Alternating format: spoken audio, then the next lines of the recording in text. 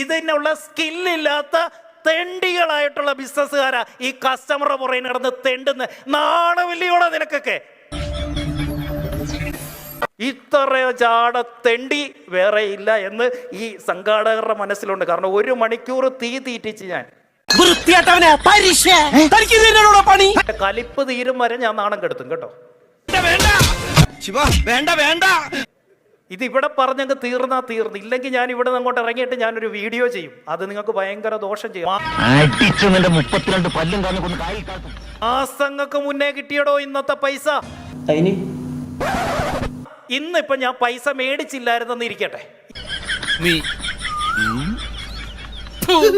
ഇതുവരെ ഈ പ്രോഗ്രാം കഴിഞ്ഞ പൈസയെങ്കിൽ ഉച്ചയ്ക്ക് ഞാൻ വെച്ച ജാട വല്ലതും കാണിക്കാൻ പറ്റുമോ? അത് ശരി. അപ്പൊ അങ്ങനെയാണ് സംഗതികളുടെ കിടപ്പ്.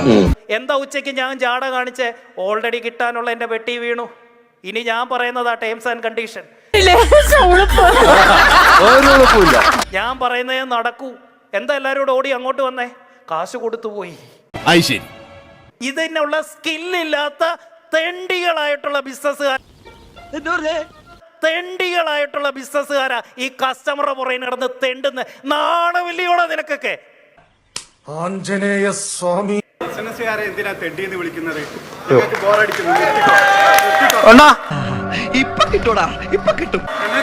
നിങ്ങൾ 1 മണിക്കൂർ ഞങ്ങളെ ഇവിടെ വെയിറ്റ് ചെയ്യിച്ചില്ല. ബിസിനസ്സുകാരെ തെണ്ടി എന്ന് പറയാൻ ഞങ്ങളൊക്കെ ബിസിനസ്സുകാരാ. നീ അറിഞ്ഞ ഞാൻ പെട്ടു.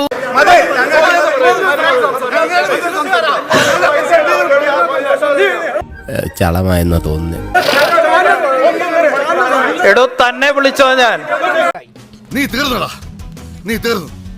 ഇത്ര അഹങ്കാരം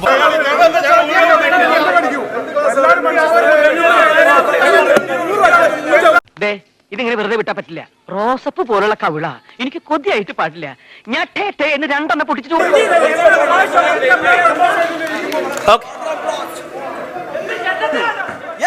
ഇമ്മാതിരി ടീമിന് എന്റെ കൈ കിട്ടിയ ഞാടി നല്ല ഇടിയിടിക്കും.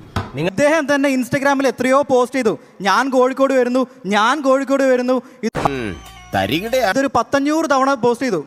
നമ്മൾ ഫേസ്ബുക്കിലും എല്ലായിടത്തും നമ്മൾ പോസ്റ്റും ചെയ്യുന്നുണ്ട്. ആള് വരണ്ടേ?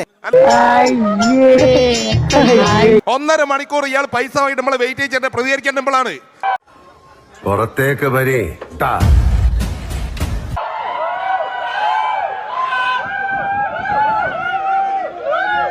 വല്ല പണി എടുത്ത് ചെയ്യും.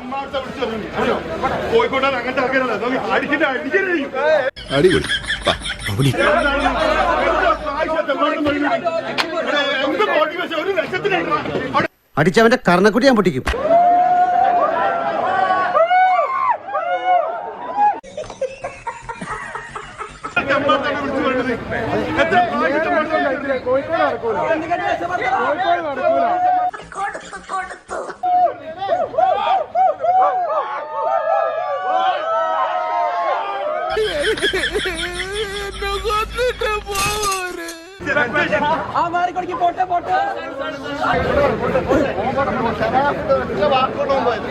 ഹല്ലേലൂയ സ്തോത്രം.